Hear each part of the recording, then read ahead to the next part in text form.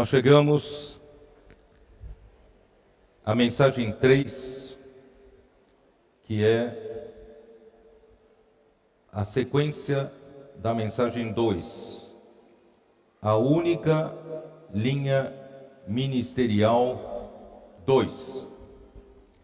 Leitura da Bíblia, Gálatas 1, 15 a 16, 1 Timóteo 1, 12, 2 Coríntios 4, 1. Talvez seja bom nós fazermos a leitura, Gálatas 1, 15 e 16.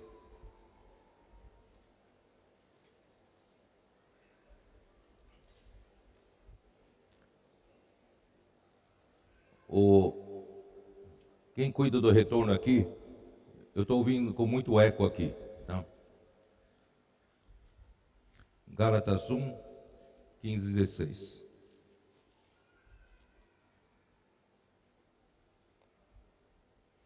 Quando, porém, ao que me separou antes de eu nascer, e me chamou pela sua graça, aprouve revelar seu Cristo,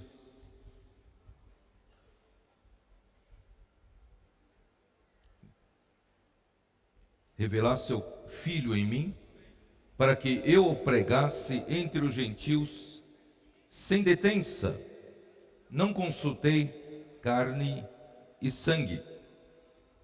1 Timóteo 1, 12.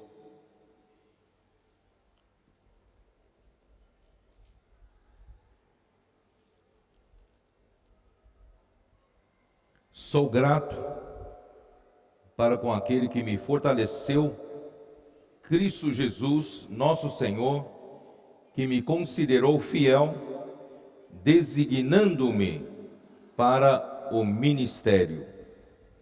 2 Coríntios 4, 1.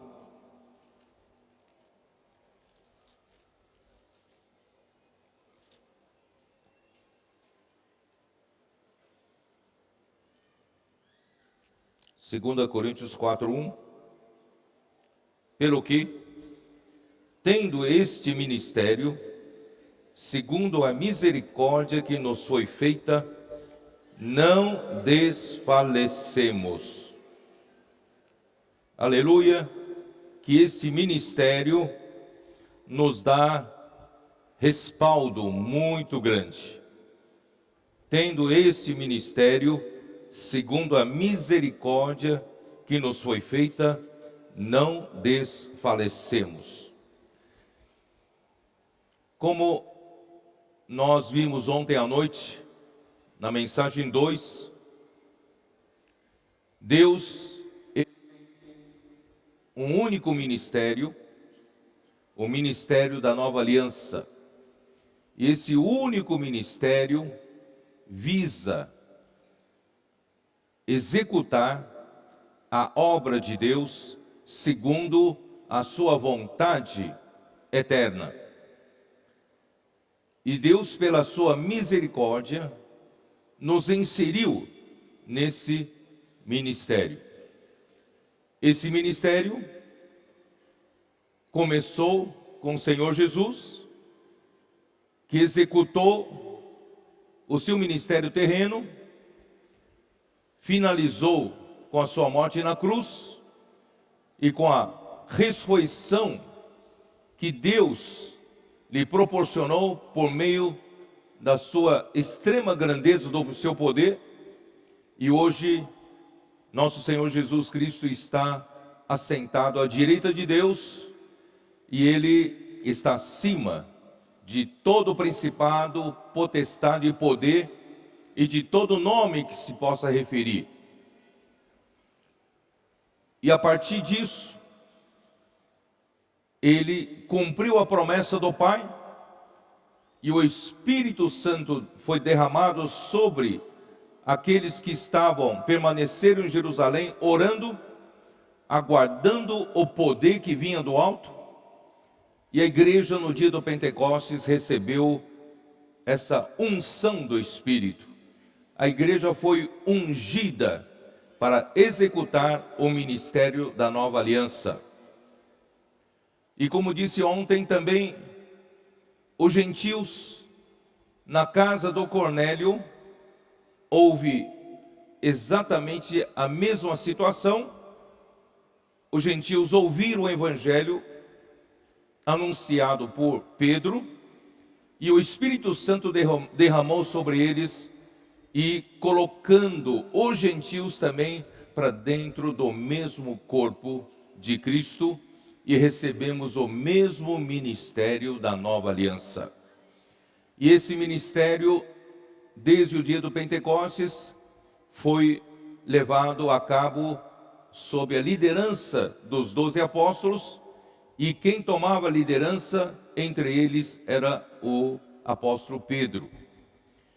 E ele anunciou esse evangelho sem nenhum medo, ele foi ousado, anunciando a ressurreição de Jesus e anunciando a salvação que há em o nome de Jesus. Isso bateu de frente com Israel, com os que estavam à frente da nação de Israel. E quando chegou em Atos capítulo 8, com a morte de Estevão e a grande perseguição que surgiu após isso, trouxe muito terror e medo entre os irmãos de Jerusalém.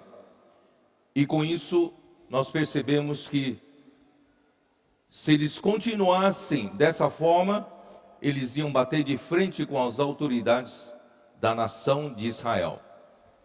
Portanto, o Espírito Santo percebeu que não havia como dar sequência ao ministério da nova aliança. Ali, no capítulo 9 de Atos dos Apóstolos, ele já havia preparado um homem que era extremamente zeloso pelas tradições de seus pais e perseguia a igreja. Esse mesmo homem, Saulo, foi salvo, se converteu no caminho para Damasco. E nós vimos ontem, então, que no capítulo 11 de Atos dos Apóstolos, alguns não tomaram cuidado de não pregar o evangelho, senão somente aos judeus, pregaram também aos gregos. E assim levantou-se a igreja em Antioquia. E a igreja em Antioquia se levantou entre os gentios. Jerusalém envia Barnabé para verificar, e Barnabé viu uma situação maravilhosa, e ali tinha um começo para que o ministério da nova aliança pudesse dar prosseguimento. E Barnabé, sendo um homem bom, ele se lembrou de Saulo, que estava em Tarso, e foi buscar Saulo de Tarso para Antioquia, e juntamente com Saulo, os dois viveram a vida da igreja em Antioquia por 1 ano. Então, por que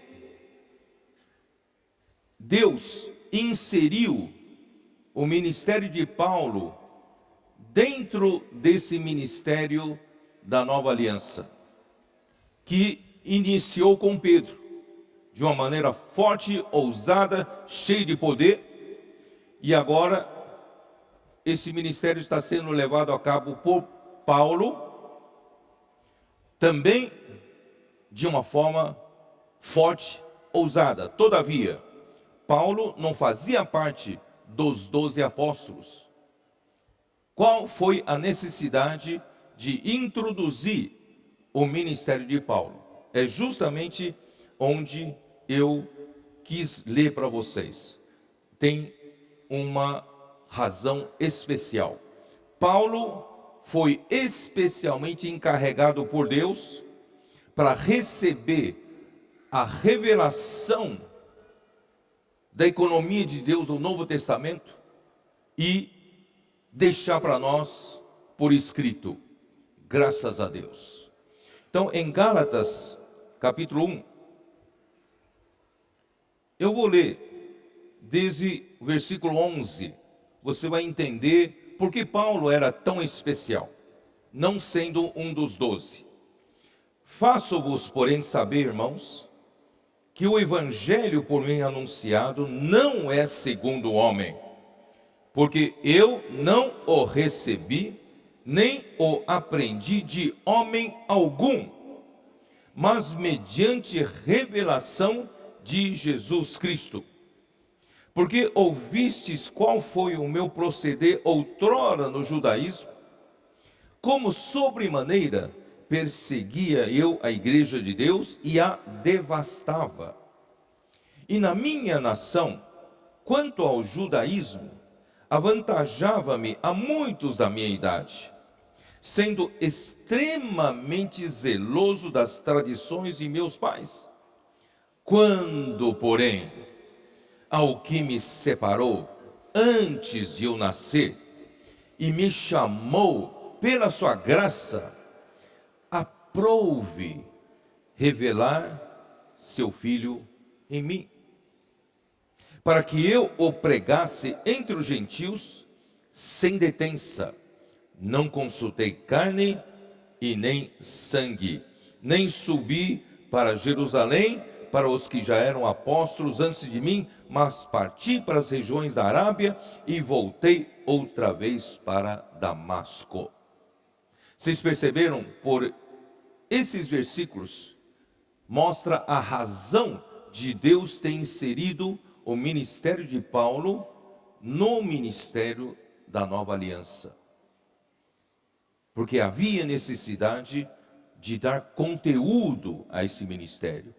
E o conteúdo é o plano eterno de Deus, que é um mistério, o mistério da sua vontade.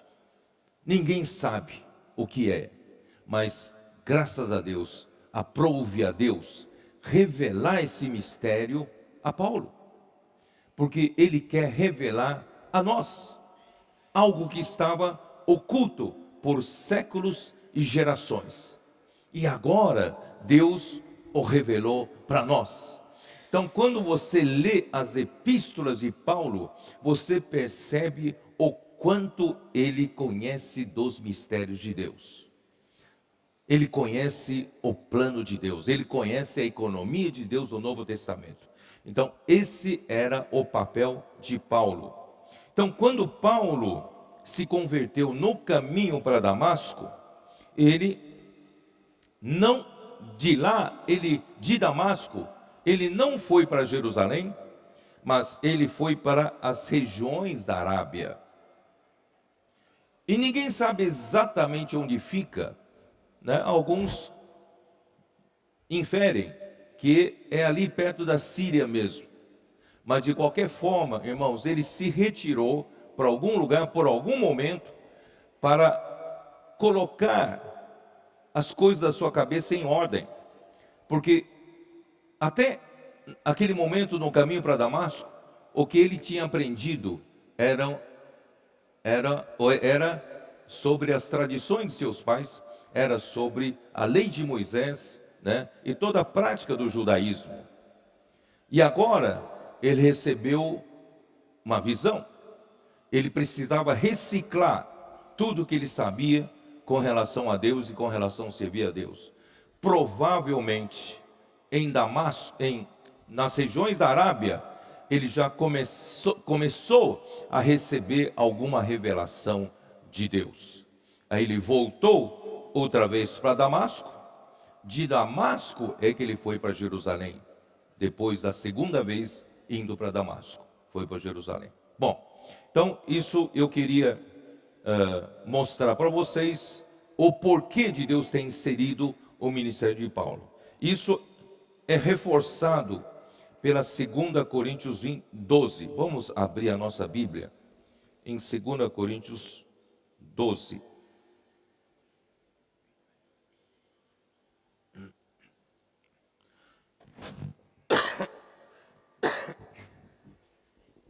Segunda Coríntios 12, versículo 1 diz o quê?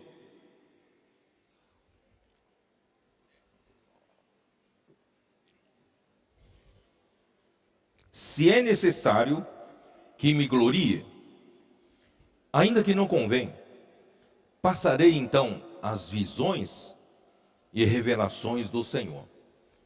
Irmãos, eu diria que Paulo é o único homem que pode dizer que ele recebeu revelações diretamente de Deus, que ele não aprendeu de nenhum homem. Nós recebemos a revelação de Deus, mas nós temos a Bíblia na mão. E através da Bíblia na mão, o Espírito pode nos revelar. Mas nós não podemos dizer que nós não aprendemos de homem algum. Mas Paulo era o único que ele pode dizer que ele recebeu diretamente de Deus. Mas aonde? É onde que eu quero dizer para vocês.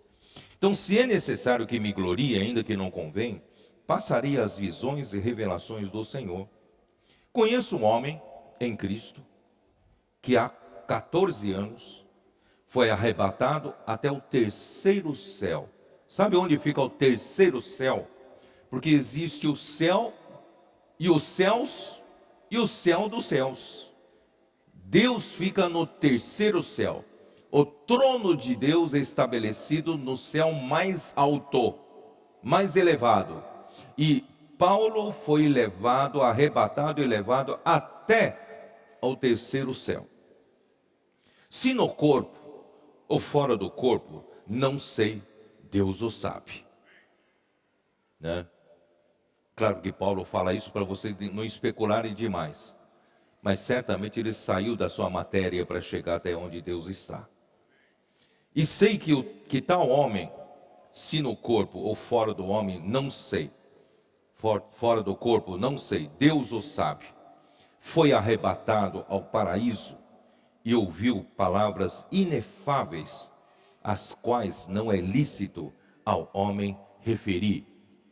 Irmãos, as coisas da dimensão de Deus, na eternidade, irmãos, não são como nós aqui. Nós estamos acostumados a ver as coisas materiais, estamos acostumados a ver as coisas físicas. E esse mundo em que nós vivemos está limitado ao tempo e ao espaço. E nós vemos as coisas sempre através de 3 eixos, tridimensional, X, Y e Z. Nós vivemos no mundo cartesiano, vivemos num mundo em que tudo se resume naquilo que a gente consegue ver e entender no mundo material. Mas, irmãos, vou dizer para vocês que o mundo de Deus, na esfera de Deus, no nível, no plano de Deus, é um plano espiritual. Não é mais matéria. Deus está lá. Então, é muito difícil, quando alguém é arrebatado para aquela dimensão, conseguir voltar e descrever ao homem o que é. Porque é inefável. É simplesmente impossível de se descrever por meios humanos. Porque, irmão, Deus é luz. Eu acredito, irmãos, onde Deus está é cheia de luz. Luz. E Deus é amor. Onde Deus está é uma esfera cheia de amor. Vocês acreditam assim, não? Mas eu nunca fui lá, não sei. Então não. Paulo poderia nos dizer.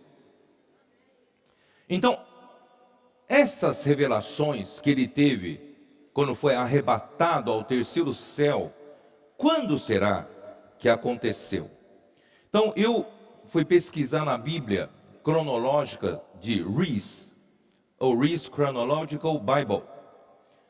A segunda carta aos Coríntios, e principalmente no capítulo 12, segundo Rees, foi escrita no ano 57 depois de Cristo.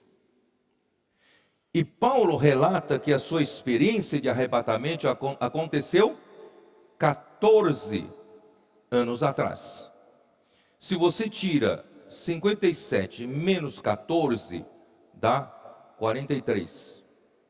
O ano 43 era exatamente o ano em que Paulo estava em Tarso, e Barnabé foi até o Tarso para buscá-lo e levá-lo para Antioquia. Então, o tempo que ele ficou em Tarso, e principalmente naquele mesmo ano em que Barnabé foi buscá-lo, ele acabava de ter essa revelação. E nessa revelação em Tarso, Deus o deu a visão da economia de Deus do Novo Testamento completo para ele. E foi nessa hora que Barnabé levou-o para Antioquia. Agora, em termos de revelações, esse homem está completo. Por isso Paulo, ele fala que ele veio para, completar a palavra de Deus. Então Paulo podia dizer isso porque ele de fato teve essas revelações. E a partir de Antioquia, ele vivendo ali, em um ano, vamos então agora dar prosseguimento. Atos capítulo 13. Vamos seguir o livro de Atos? Vamos? Por que eu faço questão de fazer vocês acompanharem o livro de Atos? É para vocês perceberem que a economia de Deus no Novo Testamento está sendo levada a cabo por meio do ministério da Nova Aliança. E o ministério da Nova Aliança começou a ser executada por meio do apostolado de Pedro, que liderava os 12 apóstolos. E quando em Jerusalém se encontrava dificuldade para levar esse ministério, porque estava batendo de frente com uma nação, com Israel. Então, Deus providenciou um homem, a conversão desse homem foi forte, e a partir de Deus dar-lhe revelação, e Deus, através de Barnabé, o levou para Antioquia. E Antioquia se deu a continuidade a esse ministério que estava parando aqui em Jerusalém. Vocês estão entendendo?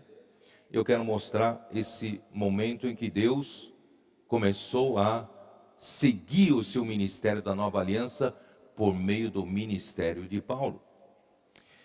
Capítulo 13 de Atos. Havia na igreja de Antioquia profetas e mestres. Barnabé estava em primeiro lugar, Simeão por sobrenome Níger, Lúcio de Cirene, Manaém, que era colasso de Herodes, o tetrarca, e Saulo, 5 profetas e mestres.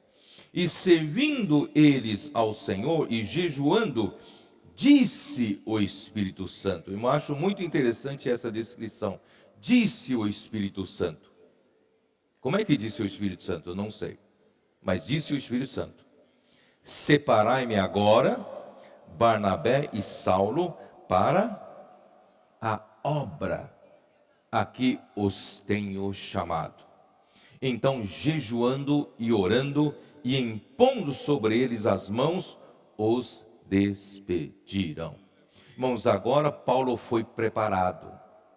Paulo se converteu no capítulo 9 de Atos, capítulo 11 de Atos. Então a igreja de Antioquia, começa pela pregação do evangelho desses que se dispersaram pela perseguição de Jerusalém e foram pregando o evangelho para os gregos. E a igreja de Antioquia começa. Barnabé volta para buscar Tarso justamente no momento após em que ele recebe a revelação do terceiro céu.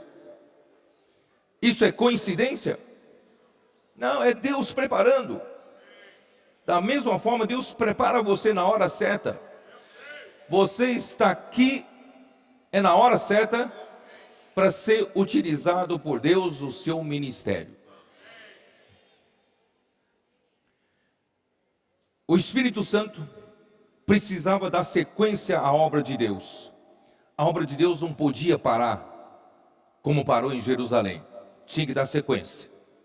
Então, o Senhor já tinha escolhido Paulo.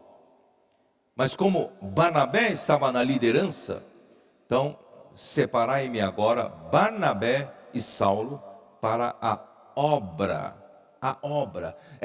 A obra é a obra de Deus, que eu os tenho chamado. Irmãos, graças a Deus, esse ministério executa a obra. Vocês estão percebendo essas nomenclaturas? O ministério da nova aliança executa a vontade eterna de Deus. E para executar conforme a vontade de Deus, Deus precisa executar uma obra aqui na terra, um trabalho aqui na terra. Por isso, irmãos, nós estamos todos envolvidos nessa obra, a obra de Deus, aqui na terra. Tá? E a igreja, esse canal, e os homens que Deus levanta, é para executar essa obra. Então aí começa a primeira viagem de Paulo, de Barnabé e Paulo, e esqueci de falar, em Antioquia foi a primeira vez em que os irmãos foram chamados de cristãos. Ó Senhor Jesus. Antes de dar prosseguimento, eu queria só levantar o assunto de Atos 12, que eu não mencionei. Em Atos 12, ocorreu uma coisa triste.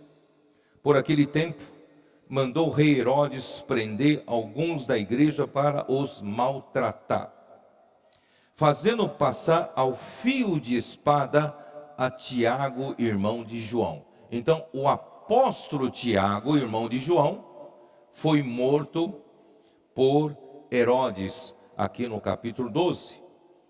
E vendo ser isto agradável aos judeus, prosseguiu, prendendo também a Pedro, com a intenção também de matar a Pedro para agradar aos judeus. E eram os dias dos pães asmos. Tendo-o feito prender, lançou-o no cárcere, entregando-o a 4 escoltas de 4 soldados, cada uma, para o guardar, intencionando apresentá-lo ao povo depois da Páscoa. Pedro, pois, estava guardado no cárcere, mas havia oração incessante a Deus por parte da igreja a favor dele. Irmãos, os apóstolos, sem a oração das igrejas, irmãos, os apóstolos não conseguem fazer nada. Por isso, irmãos, é muito importante que a igreja ore pelos apóstolos, a igreja ore pelos que estão à frente da obra de Deus, porque a oração é tudo. 2 ministérios mais importantes aqui na obra do Senhor é o ministério da palavra e o ministério de oração. Portanto, irmãos, daqui para frente vamos dar muita atenção para esses 2 ministérios. Ministério da palavra e ministério de oração por parte da igreja. Quando Herodes estava para apresentá-lo naquela mesma noite, Pedro dormia entre 2 soldados. Já pensou? Porque já tiveram notícia de que Pedro de repente foi tirado, Pedro e os apóstolos foram tirados por um anjo. Ninguém sabe por onde veio o anjo e por onde eles saíram. Então ele dormia, ele estava no meio de 2 soldados, acorrentado com 2 cadeias, e sentinelas à porta guardavam o cárcere. Não queria que ele fugisse mesmo. Eis, porém, que sobreveio um anjo do Senhor, de novo, o anjo do Senhor, e uma luz iluminou a prisão, e tocando ele ao lado de Pedro, despertou, dizendo: levanta-te depressa. Então as cadeias caíram-lhe das mãos. Disse-lhe o anjo: cinge-te e calça as sandálias. E assim ele fez. Ele assim fez. Disse-lhe mais: põe a capa e segue-me. Então, saindo, o seguia, não sabendo que era real o que fazia por meio do anjo. Parecia-lhe antes uma visão. Depois de terem passado a primeira e a segunda sentinela, chegaram ao portão de ferro que dava para a cidade, o qual se lhe abriu automaticamente. Olha só, já tinha um portão automático naquele tempo, né? E saindo, enveredaram por uma rua, e logo adiante o anjo se apartou dele. Irmãos, ninguém viu. Pedro saiu seguindo o anjo, ninguém o viu. Então Pedro, caindo em si, disse: agora sei verdadeiramente que o Senhor enviou o seu anjo e me livrou da mão de Herodes e de toda a expectativa do povo judaico, porque todos esperavam Pedro morto. Considerando ele a sua situação, resolveu ir à casa de Maria, mãe de João Marcos. Era a casa de João Marcos, e cuja mãe era Maria. Cognominado Marcos, onde muitas pessoas estavam congregadas e oravam. Aleluia! Nossa igreja é uma igreja de oração. Vamos continuar nessa linha de oração. Quando ele bateu ao postigo do portão, veio uma criada chamada Rod, para ver quem era. Reconhecendo a voz de Pedro, tão alegre que ficou, nem o fez entrar, deixou ele lá fora. Mas voltou correndo para anunciar que Pedro estava junto ao portão. Eles lhe disseram: você está louca? Ela, porém, persistia em afirmar que assim era. Então disseram: é o seu anjo, já mataram ele. Entretanto, Pedro continuava batendo. Então eles abriram, viram-no e ficaram atônitos. Ele, porém, fazendo-lhes sinal com a mão para que se calassem, porque ninguém sabia que ele tinha fugido, tinha saído de lá. Contou-lhes como o Senhor o tirara da prisão e acrescentou: anunciai isto a Tiago e aos irmãos. Esse Tiago, Tiago, irmão de Jesus, não aquele Tiago, apóstolo que morreu. E saindo, retirou-se para outro lugar. Irmãos, a partir daí, Pedro teve que se esconder. Vocês estão entendendo? Pedro teve que se esconder. Ó Senhor Jesus. Então o Senhor precisava dar prosseguimento. O Evangelho não pode parar. A obra de Deus não pode parar. Tem que dar prosseguimento. Por isso então, Paulo e Barnabé saíram para a primeira viagem. Essa primeira viagem, vocês sabem, principalmente para a região da Frígia, né? Região desceram até Seleucidas, para Chipre, anunciaram em Salamina, navegaram até Perge e Panfilha, e ali de Perge atravessaram até Antioquia da Pisídia, e ali Paulo então prega o Evangelho, levanta a resistência dos judeus. Paulo então se volta para os gentios. Eu não tenho tempo de ler tudo isso com vocês, estou tentando passar rápido, tá? E ele foi, então, partiram para Icônio. Icônio, né, veio a crer uma grande multidão. Todavia, os judeus incitaram novamente os gentios contra os irmãos, fugiram para Listra e Derbe, e ali anunciaram o Evangelho. Irmãos, o Evangelho não pode parar. Nós temos que dar continuação ao anúncio do Evangelho. Irmãos, aí no capítulo 14 eu queria mencionar esse caso. Em Paulo, né, no capítulo 14, é isso, né? Em Listra, capítulo 14, versículo 8. Eu vou ler aqui para vocês, porque é um caso muito semelhante ao caso de Pedro. Em Listra costumava estar assentado certo homem aleijado, paralítico desde o seu nascimento, o qual jamais pudera andar. Esse homem ouviu falar Paulo, que fixando nele os olhos, por isso, irmãos, é importante fixar os olhos a quem você está pregando o Evangelho, para passar o poder. e vendo que possuía fé para ser curado. Quando você olha para os olhos da pessoa, você percebe se a pessoa tem fé ou não tem fé. Disse-lhe em alta voz: apruma-te direito sobre os pés. Ele saltou e andava. Irmãos, era um aleijado paralítico desde o seu nascimento. Como pode? Como pode alguém saltar e passar a andar? Irmãos, é um caso impossível aos homens.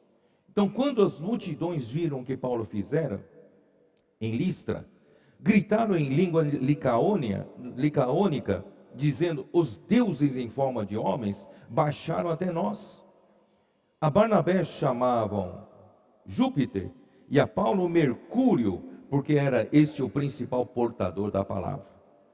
O sacerdote de Júpiter, cujo templo estava em frente da cidade, trazendo para junto das portas touros, grinaldas, queriam sacrificar juntamente com as multidões. Porém, ouvindo isto, os apóstolos Barnabé e Paulo, rasgando as suas vestes, saltaram para o meio da multidão, clamando: senhores, por que fazeis isto?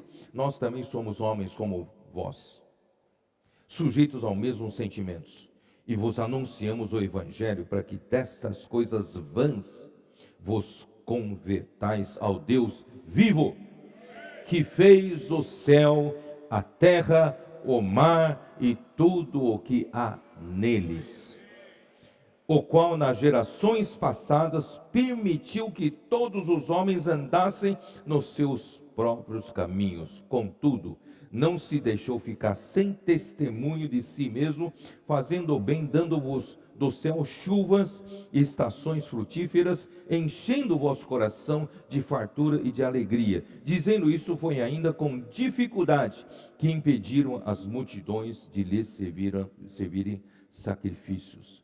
Irmãos, só que logo depois sobrevieram, porém, judeus de Antioquia e Icônio, e instigando as multidões e apedrejando a Paulo, arrastaram-no para fora da cidade, dando-o por morto.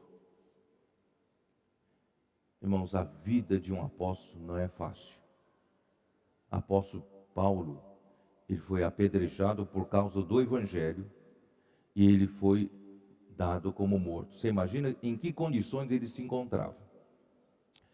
E rodeando, porém, os discípulos, levantou-se e entrou na cidade. O Senhor não permitiu que morresse.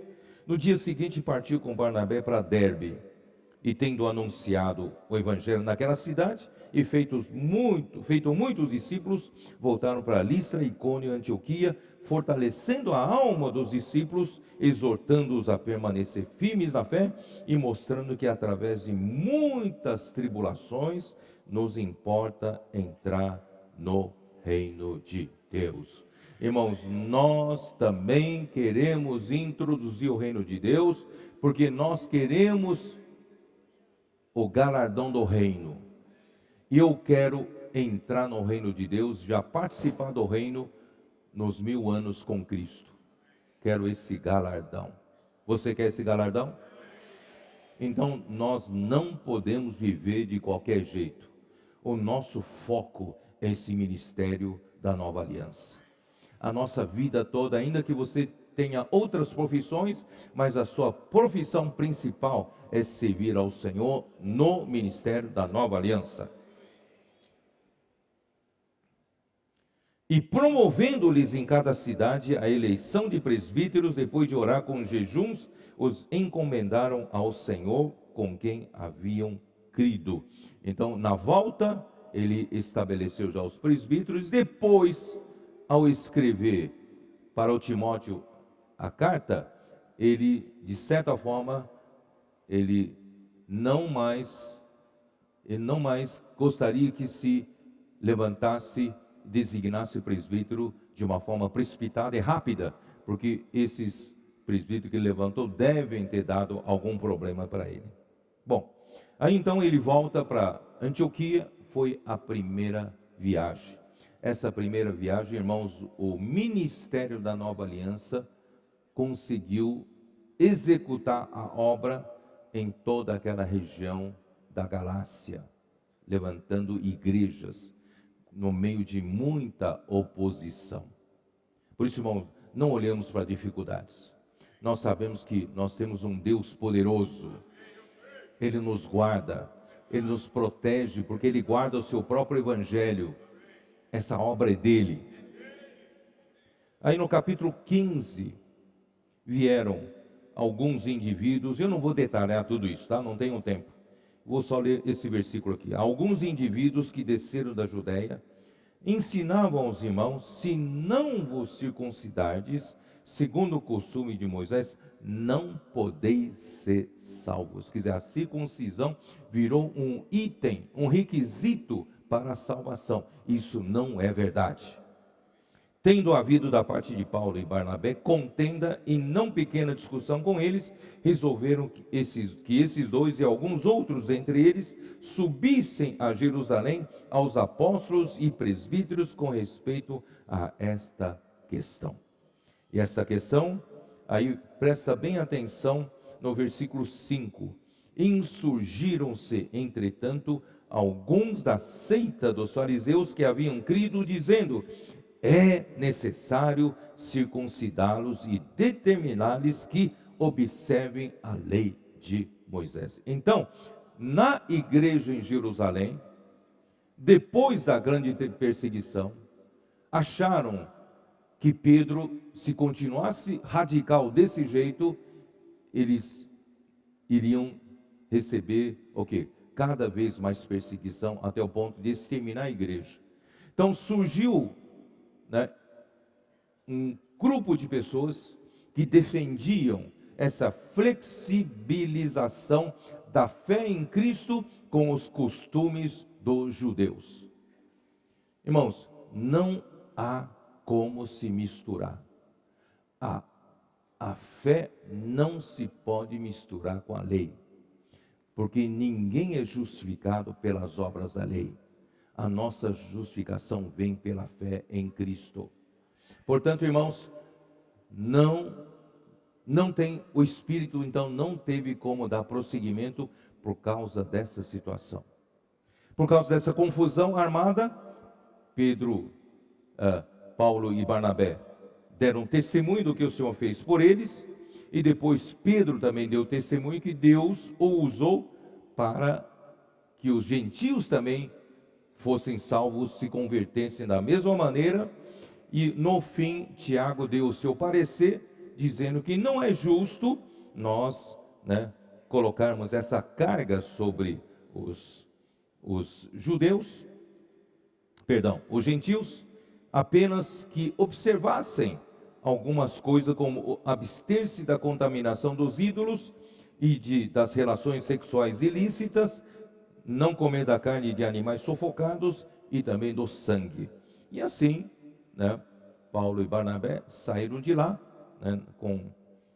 na presença de dois irmãos que Jerusalém enviou para que eles anunciassem a decisão nas igrejas dos gentios, principalmente na Antioquia. Aí eles voltaram.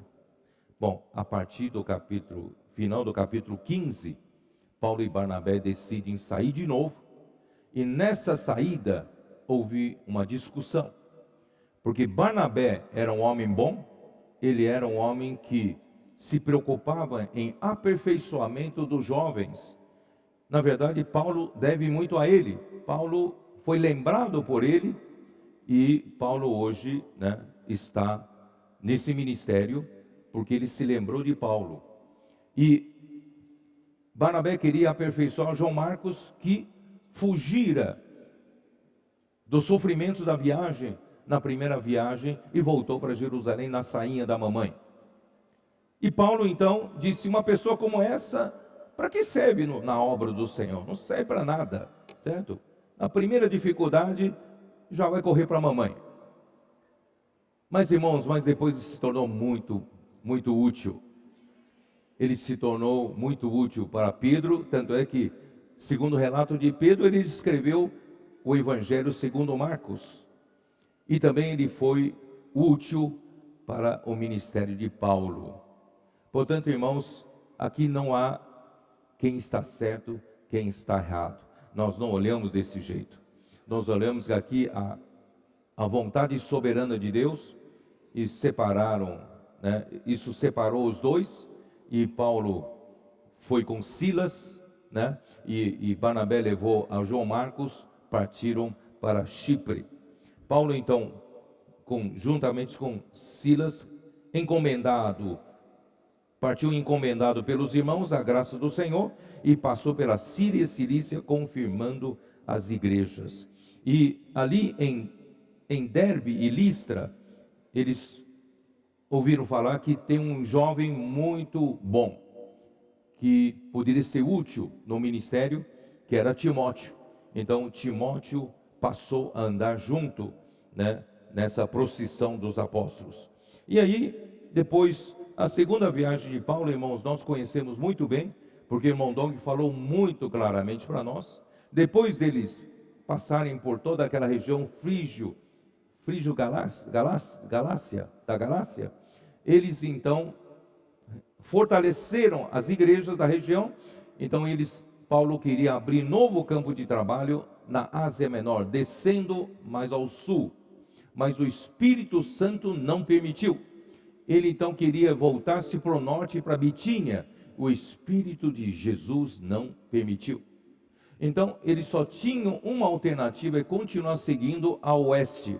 E quando chegaram no fim daquele continente, chegaram em Troade, cidade portuária. E em Troade, naquele dia, veio uma visão a Paulo, de que um macedônio o chamava para passar e ajudar a eles na Macedônia. Paulo então entendeu que era do Espírito, foram para Macedônia e entraram para a primeira cidade da Macedônia, que era Filipos.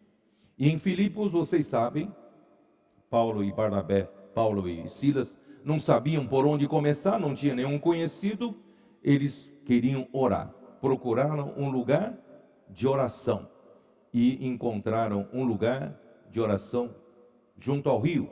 E ali estavam algumas mulheres, e eles pregaram a palavra, anunciaram a palavra àquelas mulheres, e Deus já havia preparado a Lídia, vendedora de púrpura, abraçou a palavra, e toda a casa, ela foi salva, e toda a casa, eles foram batizados. E por causa da pregação, por causa da andança de Paulo e Silas, Paulo expulsou um demônio, um espírito adivinhador de uma moça. E esse espírito adivinhador nessa moça era usado pelos que fabricavam, como é que se dizia? Os status, coisas, imagens. E ganhavam muito dinheiro. E de repente eles perderam fonte de lucro, porque o espírito adivinhador foi embora, foi expulso. Então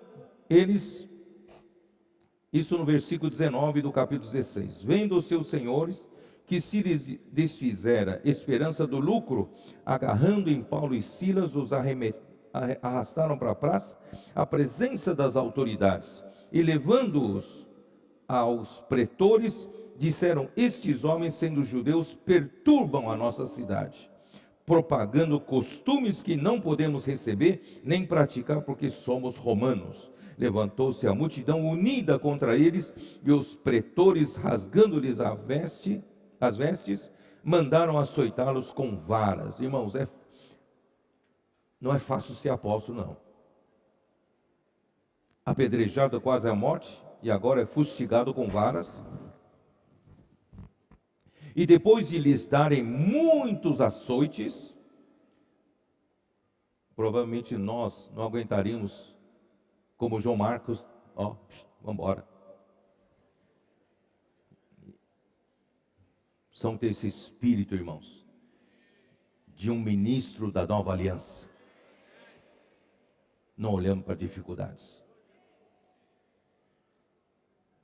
Estes, recebendo tal ordem, levou-os para o cárcere interior e lhes prendeu os pés no tronco. Os pés estavam presos num tronco, Por volta da meia-noite, Paulo e Silas murmuravam contra o Senhor. Por que os que pregam o evangelho sofrem tanto?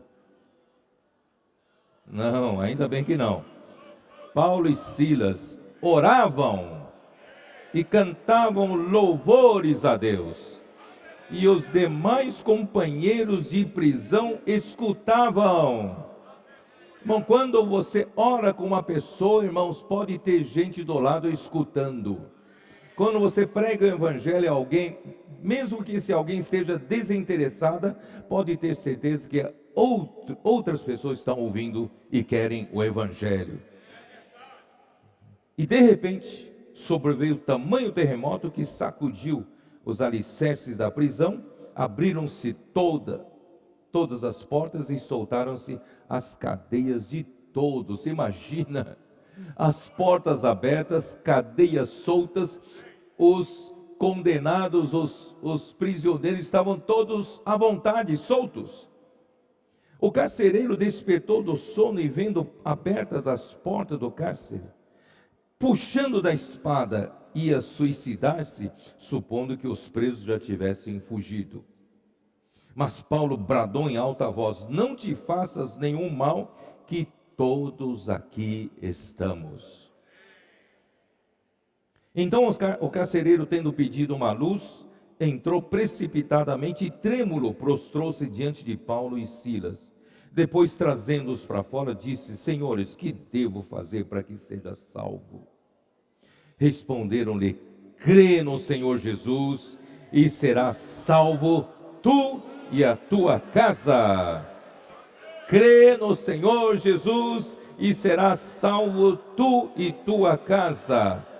E lhe pregaram a palavra de Deus e a todos os de sua casa.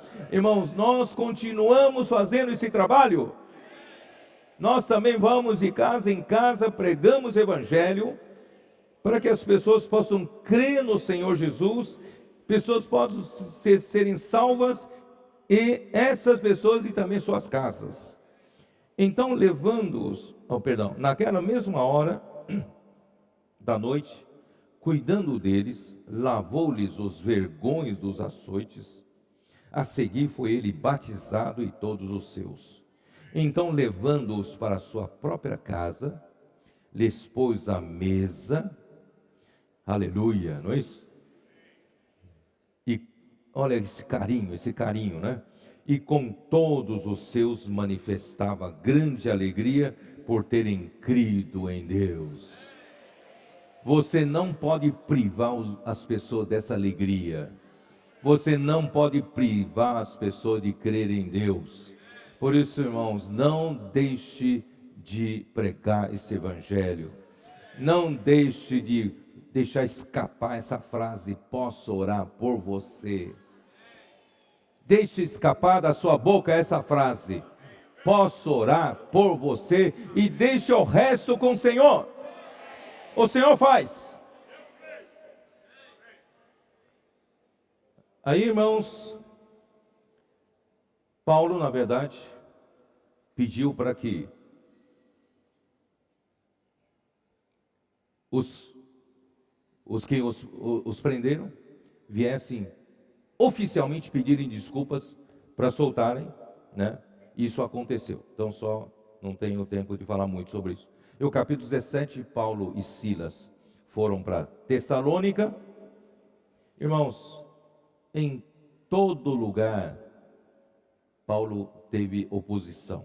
Versículo 5: os judeus, porém, movidos de inveja, trazendo consigo alguns homens maus dentre a malandragem. Irmãos, usam até malandragem para impedir a obra do Senhor. Ajuntando a turba, alvoroçaram a cidade e, assaltando a casa de Jason, procuravam trazê-los para o meio do povo. Porém, não os encontrando, arrastaram Jason e alguns irmãos perante as autoridades, clamando: estes que têm transtornado o mundo chegaram também aqui, os quais Jason hospedou. Todos estes procedem contra os decretos de César, afirmando ser Jesus outro rei. Ó Senhor Jesus. Versículo 10. E logo durante a noite os irmãos enviaram Paulo e Silas para Bereia. Ali chegaram, dirigiram-se à sinagoga dos judeus de novo. Paulo não aprende. Ele leva pancada por tudo quanto é lado, mas ele vai numa cidade, entra na sinagoga. Ele quer pregar o evangelho. Mas você não tem esse espírito. Vamos anunciar o evangelho em todo lugar onde o Senhor nos puser. Vamos nos revestir desse espírito, irmãos. Esse espírito que estava sobre Pedro, estava sobre Paulo, irmãos, está sobre nós. Hoje não tem mais esse espírito de evangelista. Irmão, nós temos esse espírito para pregar o evangelho. Vamos novamente, irmãos, fazer pegar fogo dentro de nós.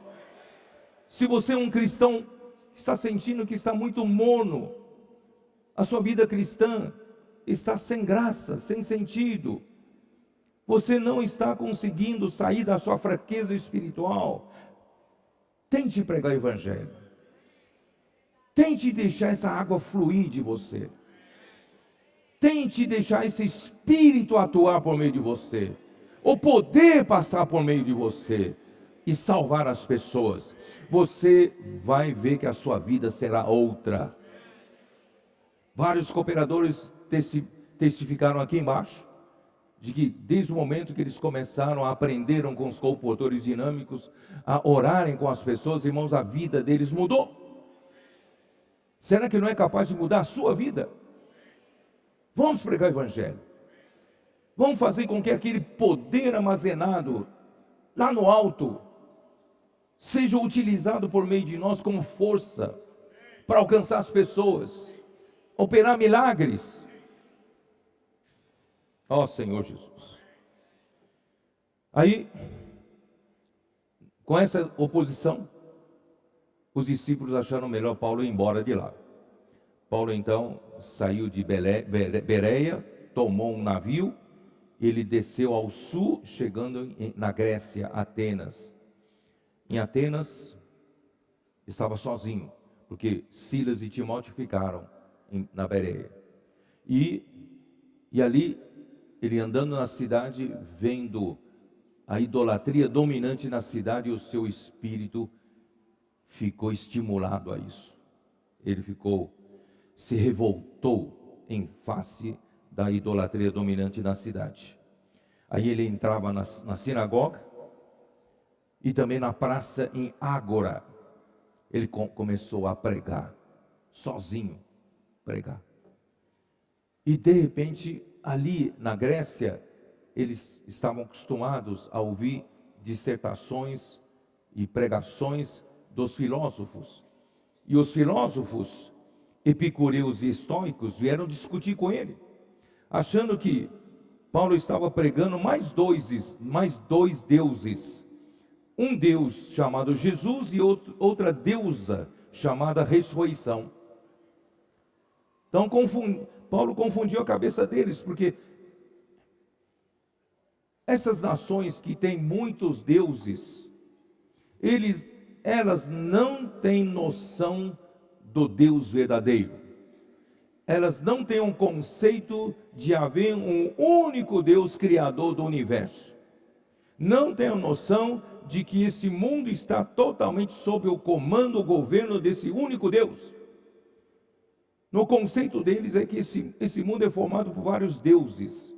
E esses deuses, todos eles têm seus defeitos.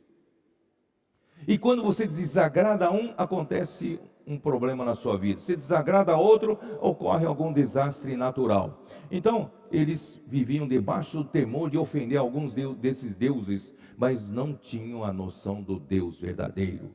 Então, Paulo, lá em Areópago, eu não tenho tempo de detalhar aqui, e Paulo, então, aproveitou o altar destinado a Deus desconhecido. Paulo passou a pregar o Deus que fez o mundo. Versículo 24, o Deus que fez o mundo e tudo o que nele existe, sendo ele Senhor do céu e da terra, não habita em santuários feitos por mãos humanas, nem é servido por mãos humanas, como se de alguma coisa precisasse, pois ele mesmo é quem a todos dá vida respiração e tudo mais.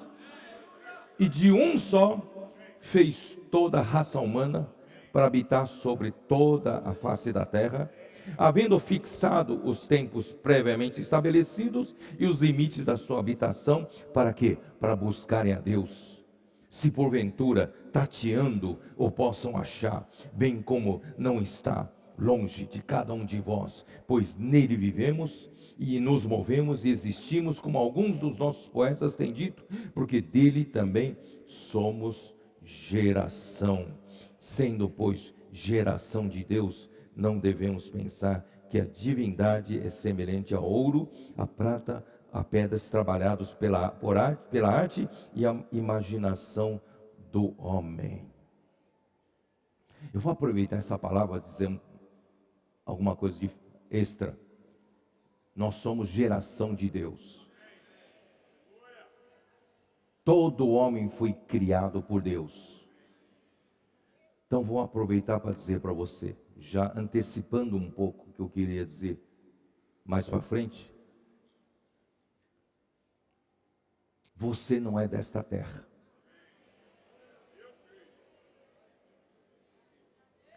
A única ligação que você tem com essa terra é o seu corpo. Por causa do seu corpo criado do pó da terra,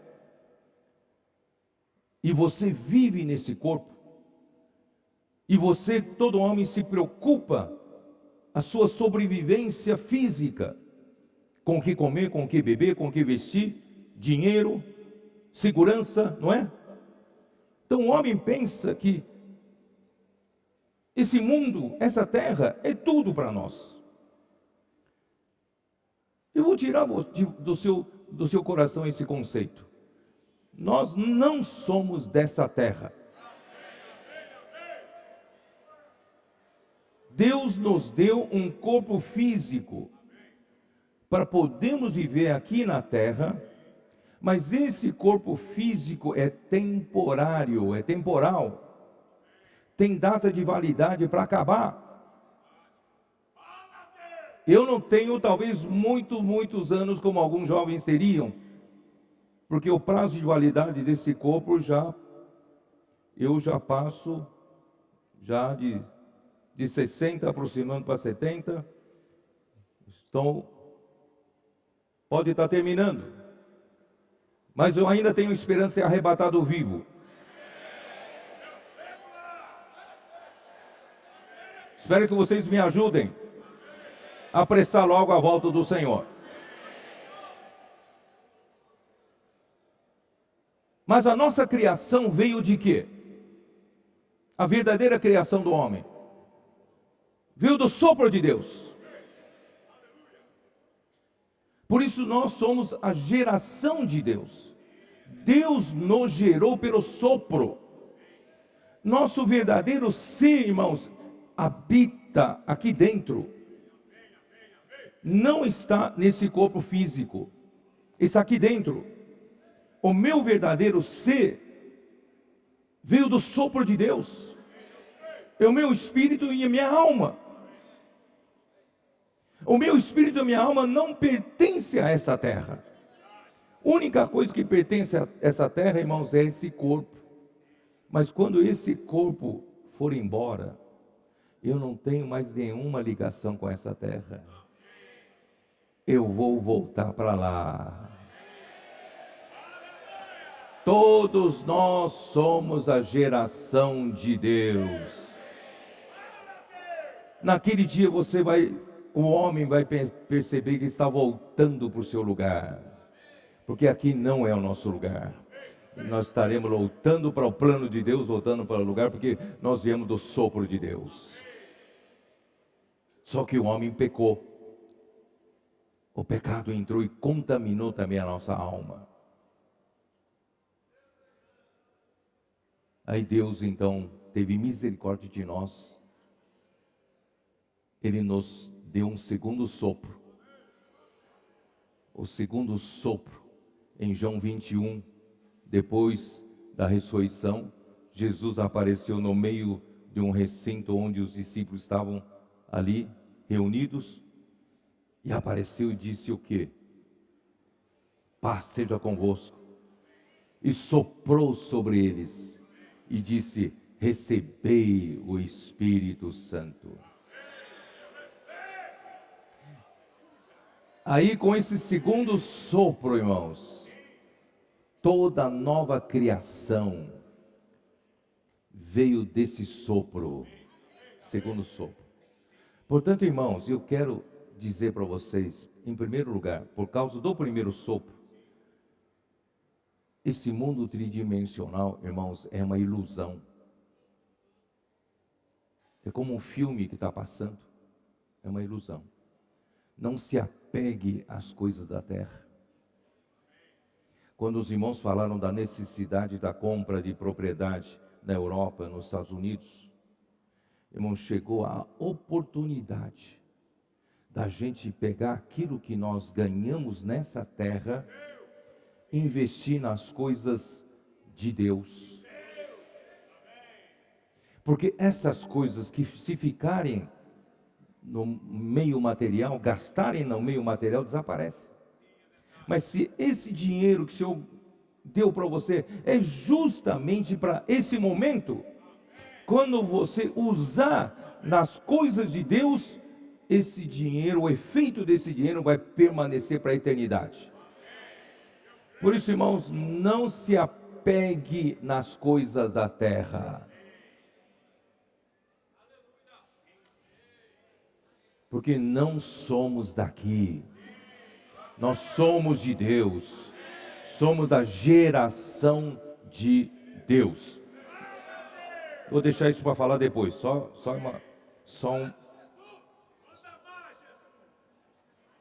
Aí Paulo então foi para Corinto. E em Corinto, né, Paulo anunciou o evangelho, que é objeto de estudo nosso. Primeira carta de Paulo aos Coríntios, segunda carta de Paulo aos Coríntios, eu não vou detalhar aqui. Ele permaneceu dessa vez em Corinto por 1 ano e meio, 1 ano e 6 meses. Aí, no final, né, de Corinto, ele foi acusado, tá? E no fim, ele chegou em Éfeso, na volta já para Antioquia. Em Éfeso, ele deixou Priscila e Áquila, que ele, né, encontrou em Corinto, tá? E deixou-os lá, e ali, ó Senhor Jesus, chegando a Cesareia, ele navegou, subiu para Jerusalém, e navegou, e desceu para Antioquia. Aí permaneceu um tempo lá. E nesse meio tempo chega o Apolo, um homem poderoso na escritura, eloquente, e era do jeito que os gregos gostavam.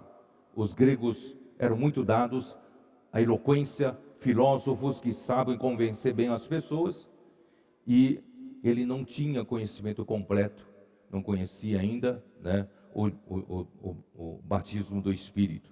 Aí então, Áquila e Priscila aperfeiçoaram ele quis ir para Corinto, para Caia, e recomendaram os irmãos para receberem a ele. Bom, isso depois eu falo sobre isso. O que aconteceu? Não, aí Paulo então na sua terceira viagem, Paulo chega em Éfeso. Agora vou tentar resumir mais. Eu queria ambientar vocês, mas agora não preciso mais ambientar vocês, vocês já estão dentro do ambiente. Então, eu vou resumir mais. Paulo, então, chega em Éfeso. Em Éfeso, ó Senhor Jesus. Paulo em Éfeso permaneceu por 3 meses discutindo com os judeus na sinagoga e falando e persuadindo as pessoas com respeito ao reino de Deus. Mas alguns deles se mostraram empedernidos e descrentes, falando mal do caminho diante da multidão. Paulo então apartou-se deles, separou os discípulos. Ele passou a falar diariamente numa escola chamada Escola de Tirano. Era uma escola para aprender filosofia. Então Paulo deve ter alugado um espaço ali, né, de tempo, e todos os dias ele pregava a palavra. Então, o que eu posso inferir disso? E Paulo permaneceu em Éfeso quando ele passou por Mileto. Ele disse aos presbíteros de Éfeso que ele permaneceu ao todo um tempo de 3 anos. Durante todo esse tempo, né? Ó Senhor Jesus, 3 anos de tempo Paulo gastou em Éfeso. Por que Paulo gastou tanto tempo em Éfeso? Por quê? Porque Paulo percebeu que ele precisava consolidar a obra na região da Ásia Menor e, consequentemente, a Galácia. E, quem sabe, também conseguiria atender a Macedônia. Então, ele tinha tomado uma decisão que, depois de terceira viagem de Jerusalém, ele iria abrir novo campo de trabalho na Espanha, passando por Roma. Mas Deus não permitiu. Mas de qualquer forma, ele queria consolidar a obra na região que ele já trabalhou, já era a terceira viagem que ele fazia. E ele então começou a aperfeiçoar os obreiros, aperfeiçoar os líderes, para que eles possam ser seus cooperadores, saírem naquela região toda, pregar o evangelho, ganhar as pessoas e levantar igrejas. Irmãos, é isso que nós precisamos fazer hoje. Nós queríamos fazer agora do SEAP um lugar de aperfeiçoamento de líderes. Para levantar uma igreja precisa de líderes. Para cuidar bem de um grupo familiar precisa de líderes. Para cuidar bem de um distrito precisa de líderes. Para tocar o Expolivo precisa de líderes. Para tocar as equipes de comportagem dinâmica precisa de líderes. Tudo na obra de Deus precisa de líderes. E Deus quer aperfeiçoar você para ser um líder na obra de Deus. Certo? Graças a Deus por esse aperfeiçoamento de Paulo em Éfeso, pelo menos uma pessoa eu posso mencionar. Ele aperfeiçoou a Epáfras. Durante esses 2 anos na escola de Tirano, Epáfras foi aperfeiçoado. Epáfras foi muito eficaz. Epáfras levantou a igreja de Colossos. Isso está em Colossenses. Vamos dar uma olhada, Colossenses? Ó Senhor Jesus.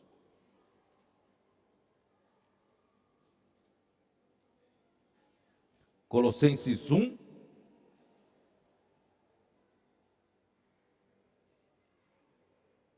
Versículo 7.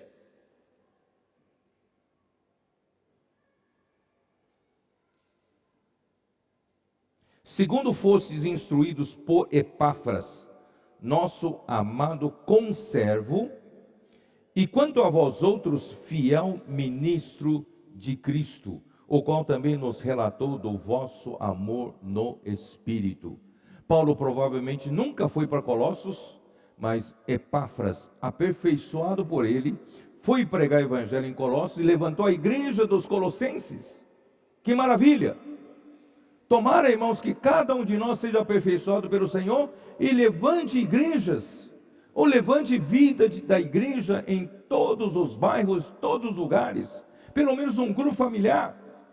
Que tal? Por favor, apressem a volta do Senhor, me ajudem. Eu não quero ver a morte desse corpo, quero ser arrebatado vivo. Vamos abreviar esse tempo. Vamos cooperar com o Senhor. Cada um de nós sendo aperfeiçoado para fazer a obra do Senhor. E não só isso, capítulo 4 de Colossenses. Capítulo 4 de Colossenses. É isso, né? Está no versículo 12. Saúda-vos, Epáfras, que é dentre vós, servo de Cristo Jesus, o qual se esforça sobremaneira, continuamente por vós nas orações, para que vos conserveis perfeitos e plenamente convictos em toda a vontade de Deus. E dele dou testemunho de que muito se preocupa por vós, vocês colossenses. Mas não só por vós, pelos de Laodiceia e pelos de Hierápolis. Então, Epáfras foi aperfeiçoado, levantou pelo menos 3 igrejas. A igreja em Colossos, a igreja em Laodiceia e a igreja em Hierápolis. Hierápolis era uma cidade que tinha termas, água quente, uma região turística. Levantou-se uma igreja lá por Epáfras. Tomara que o Senhor levante você para fazer essa obra do ministério da nova aliança. Ó Senhor Jesus. Bom, irmãos, eu vou procurar finalizar. Senhor Jesus.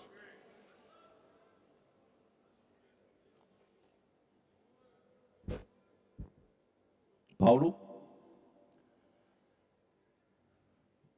ele preparou esse centro de obras de aperfeiçoamento de líderes em Éfeso, mas ele precisava tratar dos problemas em Corinto, porque ele começou a ouvir relatos muito negativos de todos os problemas que ele tratou em primeira carta aos Coríntios.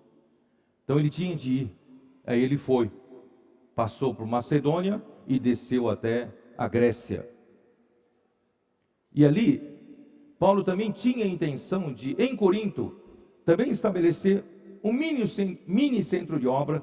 Ele queria permanecer mais tempo em Corinto, mas o tempo não permitia. Ele precisava levar a coleta para Jerusalém. E chegando em Corinto, ele queria tomar um navio que saísse diretamente via Éfeso e de Éfeso já fosse para Jerusalém. Mas quando eles foram para o porto, porque em Corinto nós conhecemos, né, eu conheci lá, o Corinto, ele tem na verdade 2 portos. Ele tem tanto no mar Egeu como no mar Adriático, dos 2 lados. Então, quando eles desceram para embarcar para Jerusalém, ele percebeu que os judeus haviam armado uma armadilha para prendê-lo e matá-lo. Então ele voltou por terra, voltou para Macedônia. Por isso que ele foi parar em Mileto. Em Mileto ele reuniu os presbíteros de Éfeso, né? Assim por diante ele foi até Jerusalém. Em Jerusalém, você sabe que Paulo foi preso pelo tumulto dos judeus asiáticos que vieram da Ásia Menor e levantaram tumulto, tiraram-no do templo e queriam matá-lo ali mesmo na porta do templo. Mas nesse momento Deus providenciou a sua salvação. Apareceu então o comandante Lísias, né, e o salvou. E Paulo ainda na escadaria fez a sua defesa, mas o povo gritava para matá-lo. E dessa forma ele permaneceu um tempo lá, mas ele percebeu que ali corria risco de vida. Os judeus procuravam matá-lo. Então o comandante o levou para Cesareia. Em Cesareia ele ficou por 2 anos. Ali 2 governadores ouviram, né, o evangelho por meio deles. E no fim, quando um governador queria propor que ele voltasse para Jerusalém para ser julgado, Paulo percebeu que havia armado uma cilada para matá-lo no caminho. Paulo apelou por César. E Paulo então foi para Jerusalém. Em Jerusalém, Paulo alugou uma casa, ficou na prisão domiciliar. Falei errado. Ele foi então para Roma, ele apelou para Roma, para César, ele foi para Roma, em Roma alugou uma casa e ele permaneceu numa prisão domiciliar sob guarda de soldados pretorianos. E ali, irmãos, graças a Deus, ele escreveu 4 livros maravilhosos da Bíblia. Quais são? Me ajudem. Quais são? O próprio Colossenses.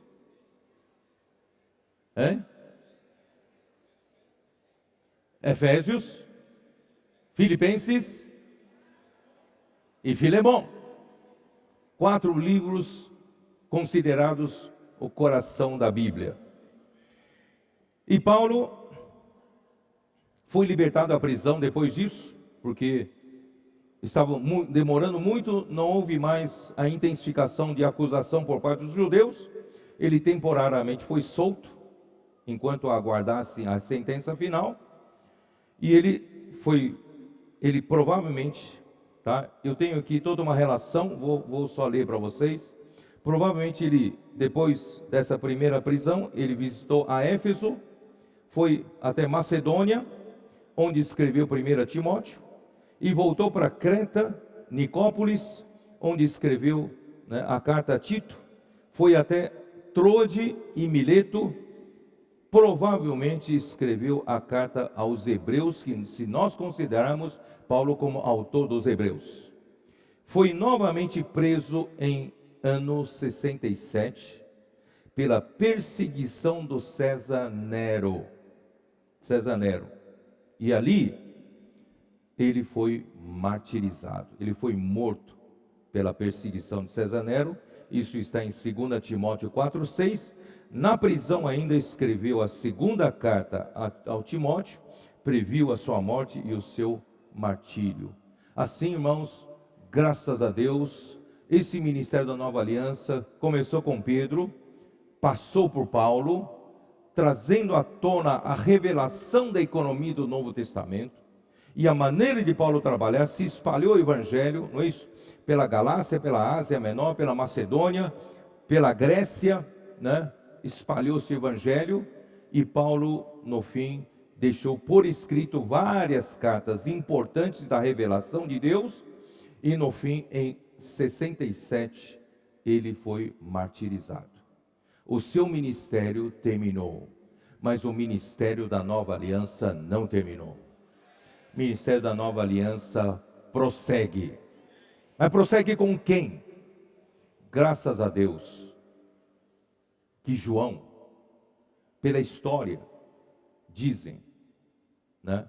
Diz a história que ele provavelmente saiu de Jerusalém antes de 69.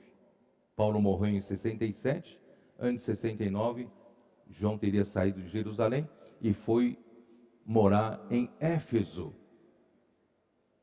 Acredite se quiser, João foi levado pelo Espírito para Éfeso.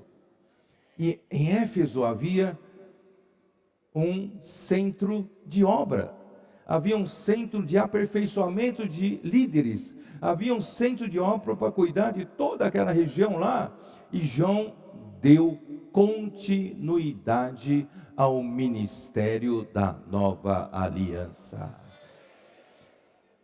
Esse ministério não para e não pode parar.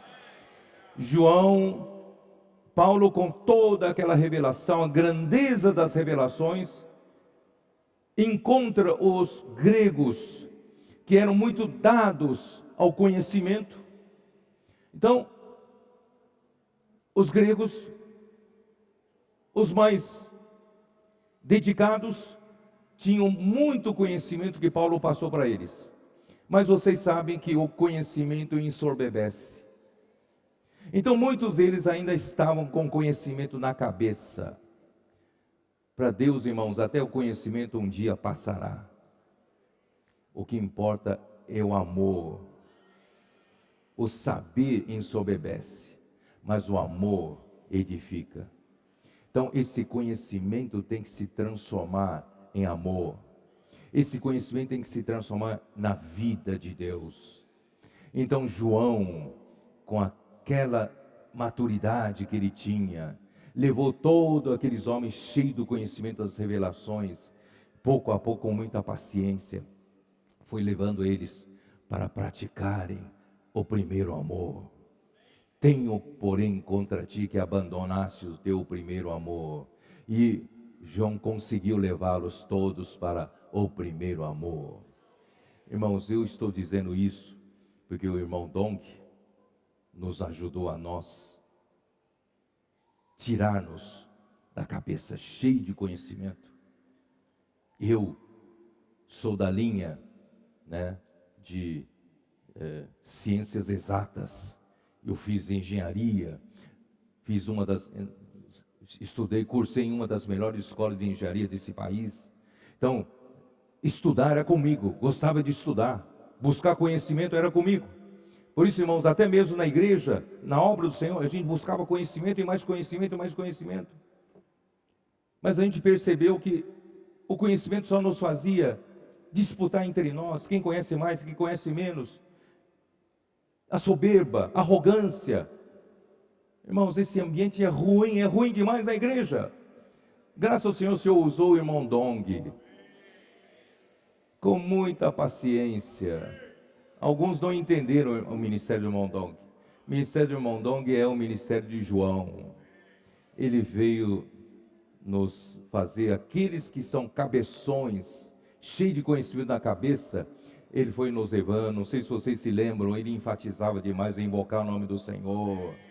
Ele enfatizava demais negar a vida da alma. Alguns até vão falar, quando é que ele vai parar de falar sobre negar a vida da alma?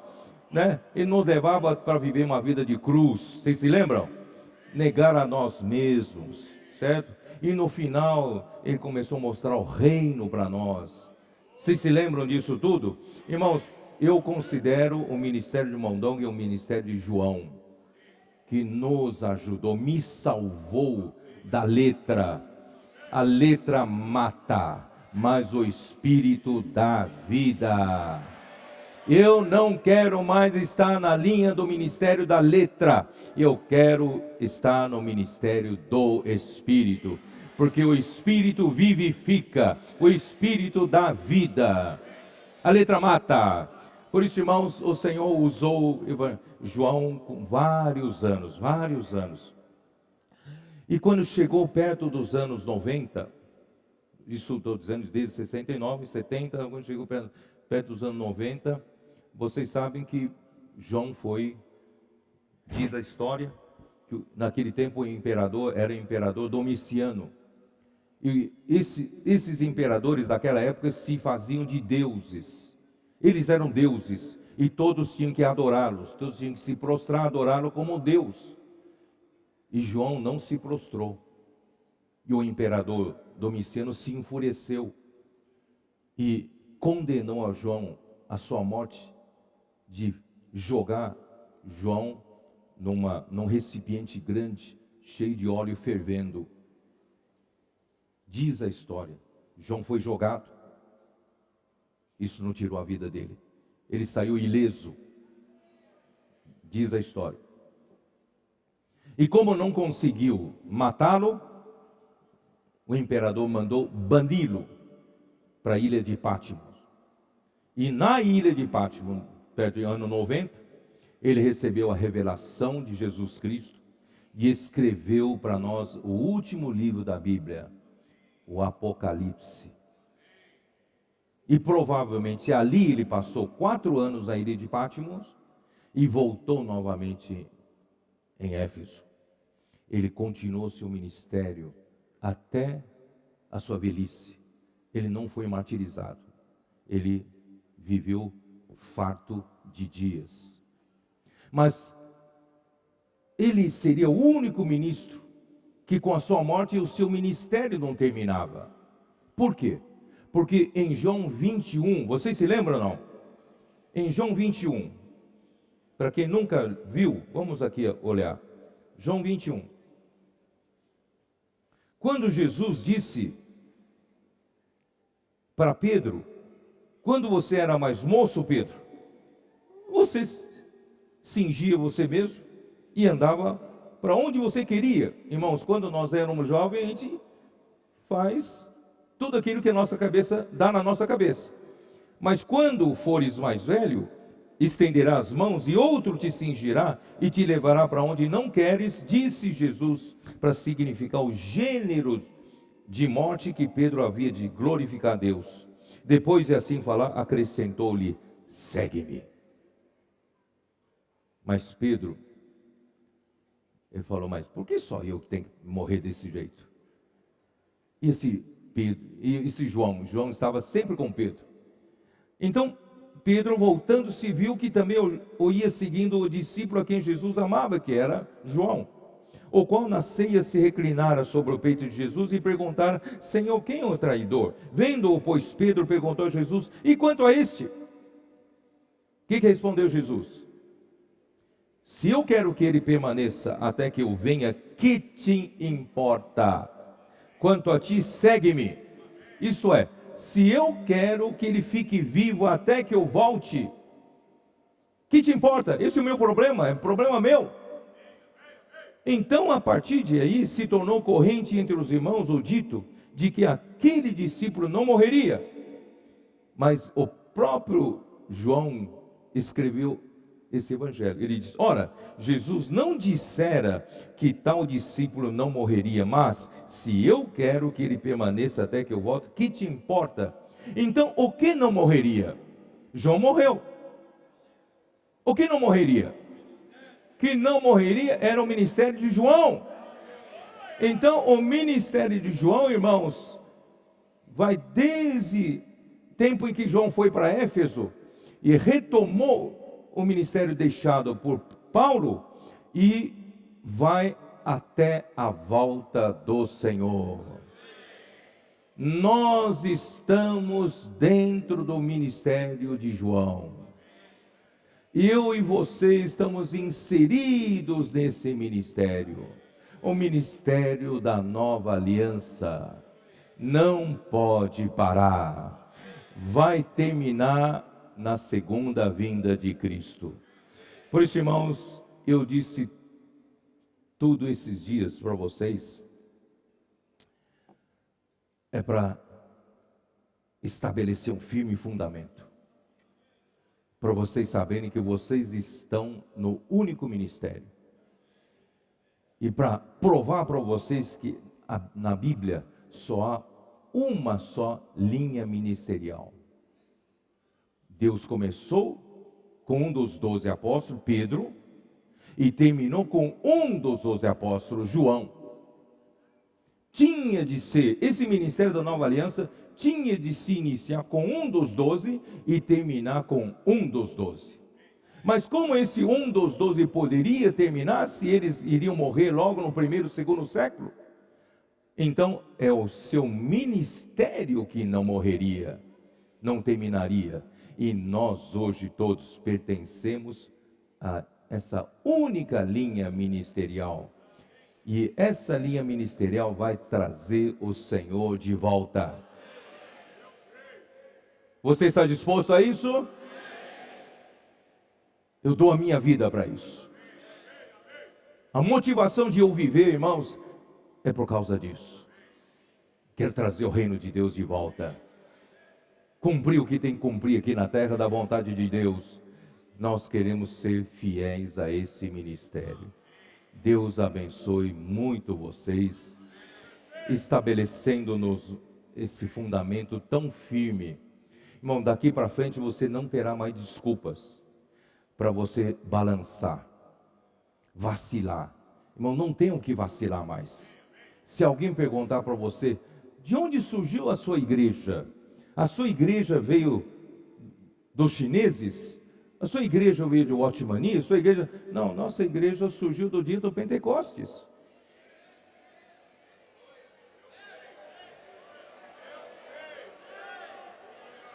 E a nossa fé veio de Abraão. A nossa raiz está mais longe ainda. A raiz no céu. Por isso, irmãos, vamos permanecer inabaláveis. Em cima desse fundamento tão firme, irmãos, nós não temos motivo para balançar.